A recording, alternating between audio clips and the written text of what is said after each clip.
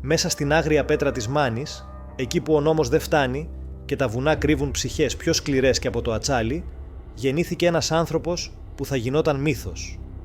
Ένας μονόφθαλμος πειρατής. Ένας μανιάτης που κοίταζε το Αιγαίο και έβλεπε όχι εμπόδια, αλλά ευκαιρίες. Αυτός ήταν ο Νικολός Σάσαρης.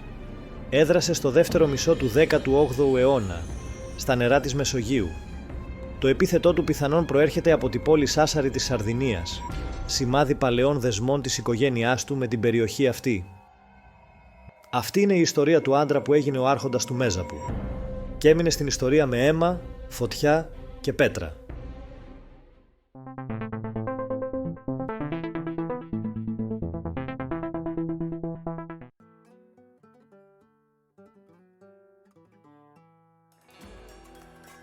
Τον 18ο αιώνα, η Μάνη δεν ήταν απλώς φτωχή. Ήταν σκληρή, τραχιά και αδυσόπιτη. Ένα πετρώδες τοπίο, χωρίς έφορες εκτάσεις, που φιλοξενούσε πάνω από 40.000 ψυχές. Κάποιες πηγές μιλούν ακόμα και για 70.000 κατοίκους, αλλά κανείς δεν μπορεί να πει με σιγουριά. Οι πηγές της εποχής διαφέρουν και συχνά αντικρούουν η μία την άλλη. Σε μια τέτοια γη, η επιβίωση ήταν ζήτημα ευρηματικότητας και η πειρατεία δεν ήταν έγκλημα, ήταν τρόπος ζωής. Η θάλασσα ανάμεσα στη Μάνη και τα Κύθυρα ήταν πέρασμα ζωτικό. Τα καράβια της Δύσης που κατευθύνονταν στην Ανατολή έπρεπε να περάσουν από εκεί. Και αυτό το πέρασμα προσφερόταν. Η πειρατεία άνθιζε. Η Μάνη, χωρίς την παρουσία των Τούρκων, ελεύθερη στα εδάφη της, αποτελούσε ιδανικό καταφύγιο. Με δεκάδες φυσικούς όρμους και μικρά λιμάνια, ήταν το τέλειο μέρος για να κρυφτείς ή και να χτίσεις μόνιμη βάση. Πειρατές και κουρσάροι δεν περνούσαν απλώς από τη Μάνη. Έμεναν και έκαναν τη θάλασσα δική τους. Η περιοχή αποκαλούνταν από τους ξένους το Μεγάλο Αλγέρι, παραλληλίζοντας τη Μάνη με το Αλγέρι της Βόρειας Αφρικής, που υπήρξε ένα από τα μεγαλύτερα πειρατικά κράτη της εποχής. Όλες οι μεγάλες οικογένειες της Μέσα Μάνης συμμετείχαν ενεργά. Μαυρομιχαλαίοι, Τρουπάκηδες και φυσικά οι Σασαριανοί. Οι πειρατές της Μάνης συχνά επέβαλαν προστασία. Ναυτικοί τους πλήρωναν ακριβά για ένα έγγραφο που εξασφάλιζε ότι δεν θα τους επιτεθούν οι ίδιοι.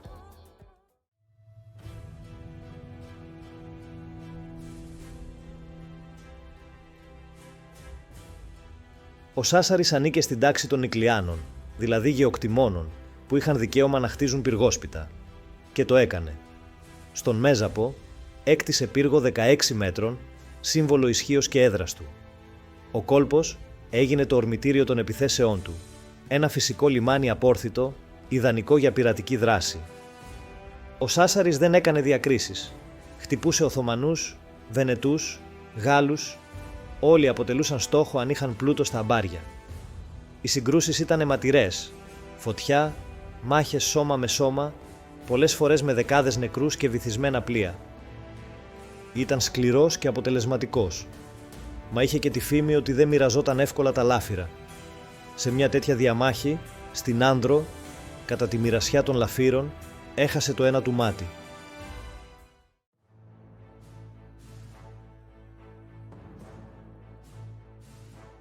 Το 1749, ο μανιάτης πειρατής Σάσαρης ξεκίνησε μια σειρά επιδρομών, επικεντρωμένος κυρίως σε πλοία μέτριας χωρητικότητας. Τον Φεβρουάριο εκείνης της χρονιάς, με το πλοίο του, επιτέθηκε στα Κύθυρα, λεηλατώντας τις αποθήκες του νησιού. Όμως, η επίθεση δεν ολοκληρώθηκε όπως είχε σχεδιαστεί, καθώς ένα γαλλικό καράβι που βρισκόταν εκεί απόθησε τους πειρατές με δυνατούς κανονιοβολισμούς. Η μάχη άφησε αρκετούς τραυματίες και νεκρούς και στις δύο πλευρές. Αξίζει να σημειωθεί ότι το πλοίο και το πλήρωμα έφτασαν τελικά στο Μέζαπο σε άθλια κατάσταση. Μάλιστα το 1748, ο Λιβερί, πρόξενος στα Κύθυρα, ανέφερε ότι στη Μάνη είχε αρματωθεί ένα πειρατικό με μαύρη σημαία, προφανώς υπό τη διοίκηση του Σάσαρη. Μετά τις επιθέσεις του, ο πειρατής συχνά ρημουλκούσε τα λεηλατημένα καράβια μέχρι το λιμάνι του Ιτήλου, γνωστού ως το Μικρό Αλγέρι, όπου τα πουλούσε, αυξάνοντας έτσι την ισχύ και τον πλούτο του στην περιοχή.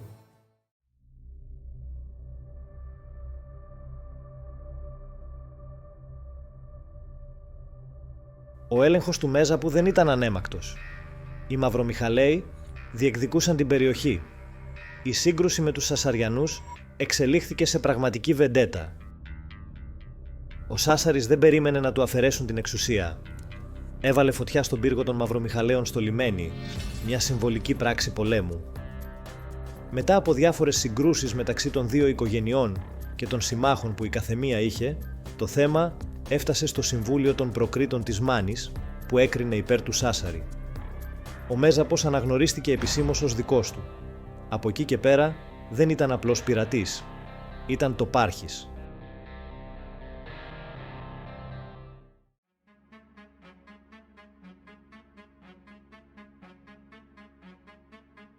Προς τα τέλη του 18ου αιώνα, ο Σάσαρης είχε καταλάβει ένα γαλλικό πλοίο. Καθώς το οδηγούσε προς τη Μάνη, συναντήθηκε με δύο τουρκικά καράβια. Ακολούθησε σφοδρή συμπλοκή. Πολλοί από τους συντρόφους του είτε τραυματίστηκαν σοβαρά, είτε σκοτώθηκαν. Εκεί σκοτώθηκε και ο ίδιος από πυροβολισμό στο στήθος. Το άψυχο σώμα του δεν κυδεύτηκε ποτέ. Έμεινε για πάντα στη θάλασσα, όπως όρισε η μοίρα του.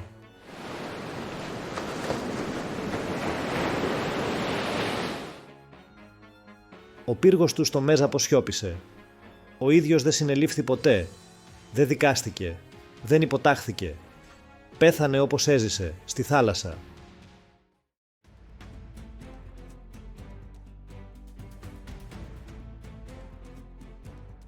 Η γυναίκα του Σάσαρη ήταν μια σιωπηλή αλλά τραγική φιγούρα. Από φτωχή οικογένεια παντρεύτηκε τον Σάσαρη, αλλά δεν μπόρεσε να γεννήσει γιο. Γέννησε μια κόρη, αλλά στη Μάνη της εποχής, το να μην γεννήσεις αγόρι ήταν ντροπή. Εκείνη, παρά τον πλούτο του άντρα της, έφερε αυτό το κοινωνικό στίγμα.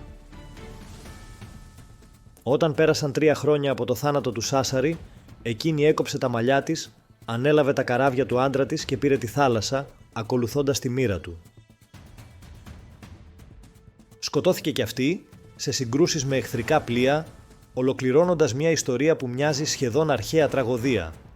Θάνατος, τιμή και μοναξιά.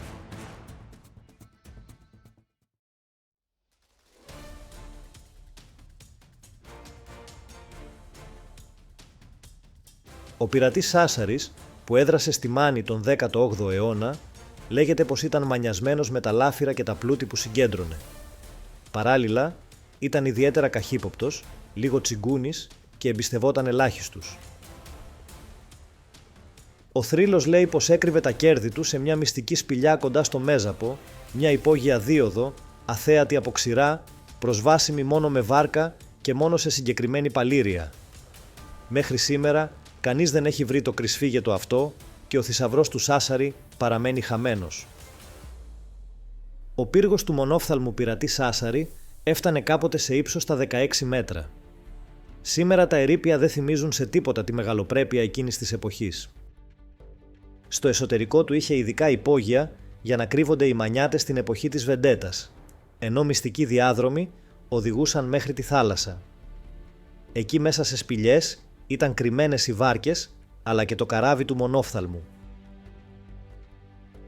Ο πύργος του Σάσαρη είχε κανόνια, τα οποία εκλάπηκαν ή πουλήθηκαν. Κάτοικοι θυμούνται ότι υπήρχε εντός του πύργου ένα σπαθί καρφωμένο στον τοίχο που χάθηκε, καθώς το πάτωμα είχε πέσει και ήταν δύσκολη η πρόσβαση. Ο Σάσαρης ξεπερνούσε τον ρόλο του απλού κουρσάρου. Αποτέλεσε πυλώνα ισχύος, τμήμα της τοπικής εξουσιαστικής δομής και μόνιμη απειλή στα νερά της Μεσογείου.